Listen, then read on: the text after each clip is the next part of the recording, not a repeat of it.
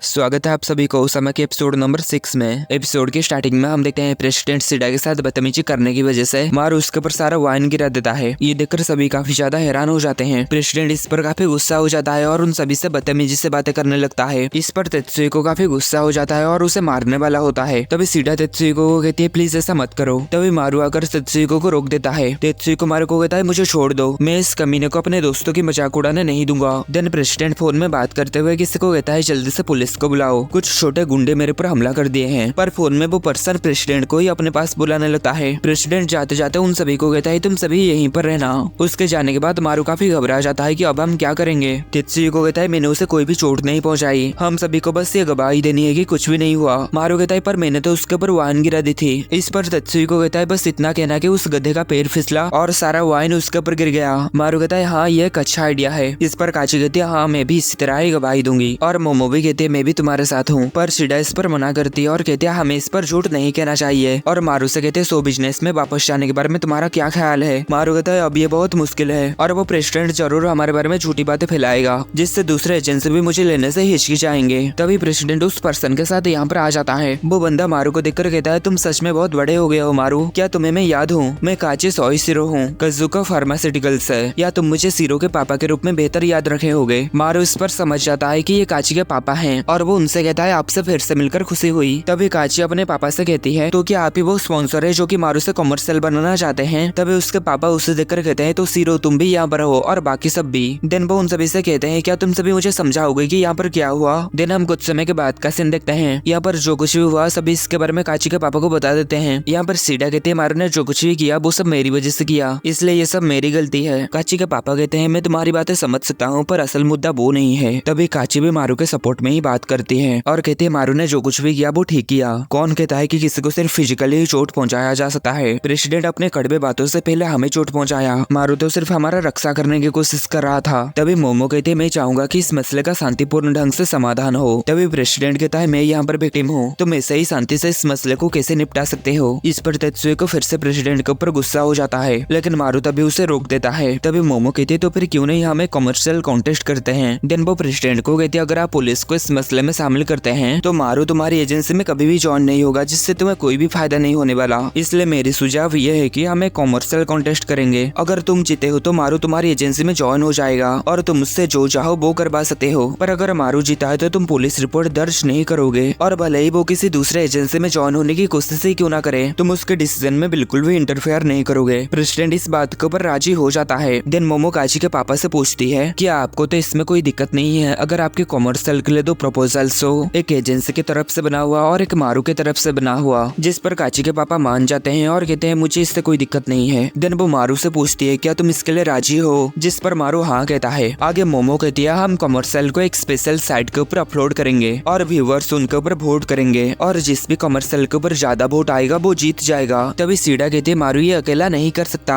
मोमो कहती है मारू ने मुझे अल्ट्रामरीन चैनल के बारे में बताया था जो कि तेत्सुई को का आइडिया था। शायद तुम अल्ट्रामरीन चैनल को अल्ट्रामरीन अलियंस कह सकते हो। मुझे लगता है कि इन मेंबर्स के साथ तुम्हारे पास बहुत अच्छे मौके होंगे। आगे वो कमर्शियल कॉन्टेस्ट रूल के बारे में बताने लगती है। कंपटीशन एक वीक के बाद शुरू होगा और 3 दिन तक चलेगा। कम वर्क पीरियड होने की वजह से एजेंसी प्रोडक्शन टीम हायर नहीं कर पाएगी, जिससे दोनों साइड सेम पोजीशन में आ जाएंगे। प्रेसिडेंट भी उन्हें इतनी छूट देने के लिए मान जाता है। देन मोमो काची के पापा से कहती है कि मारू के मदद के लिए जितनी भी स्टाफ की जरूरत है क्या आप उसे वो दिलवा सकते हैं? जिस पर काची के पापा हाँ कहते हैं। तभी मारू मोमो को कहता है क्या तुम हमारे कमर्शियल में होगे मोमो? मोमो इस पर कहती है मैं तुम्हें दिखाना चाहती हूँ कि मैं 6 सालों में कितना आगे बढ़ चुकी हूँ, इसलिए मैं सोची हूँ कि मैं प्रेसिडेंट के कमर्शियल में रहूंगी। मारू कहता है पर मैं तुम्हारी पॉपुलैरिटी के ऊपर भरोसा कर रहा था कि इससे हमें मदद मिलेगा। देन वो उसके सामने झुककर कहता है मेरी जिंदगी इस पर डिपेंड है, इसलिए प्लीज ऐसा मत करो। ये सब देखकर ये तीनों काफी निराश होते हैं। तभी मोमो कहते हैं मैं तुम्हें हराने के लिए अपनी पूरी बेस्ट दूंगी। इस पर तो मारू और भी ज्यादा डिप्रेस हो जाता है। तभी काची कहते हैं मैं इसमें एक और कंडीशन जोड़ना चाहूंगी और वो कंडीशन क्या है हमें ये नहीं बताया जाता। देन वो सभी काची के पापा के साथ वापस जाने लगते हैं। मारू यहाँ पर मोमो को कहता है क्या तुम सच में ये कंडीशन जोड़ना नहीं चाहते थे कि अगर मैं जीत गया तो तुम एजेंसी छोड़ दोगे?